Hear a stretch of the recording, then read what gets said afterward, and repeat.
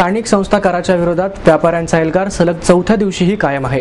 व्यापाऱ्यांचा बेमुदत बंद आणखीनच तीव्र करण्यासाठी पुणे व्यापारी महासंघाच्या वतीनं कसबा गणपतीपासून ते जिल्हाधिकारी कार्यालयापर्यंत महामोर्चा काढण्यात आला। या मोर्चामध्ये सरकारच्या प्रतिकात्मक पार्थिवाची अंत्ययात्रा काढून निषेध व्यक्त करण्यात आला। सरकारने स्थानिक संस्था कर लागू केल्यापासून व्यापारी महासंघाने निषेध म्हणून 1 एप्रिलपासून दुकाने बंद ठेवून बेमुदत बंद पुकारला। दुसऱ्या दिवशीही सर्व व्यापारी संघटना एकत्र येऊन मोर्चा काढण्यात आला।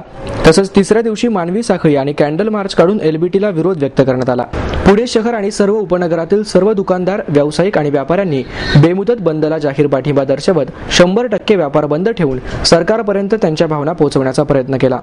राज्य सरकार व्यापाऱ्यांशी चर्चा करीत आहे, मात्र त्यावर निर्णय घेण्यास उशीर होत आहे।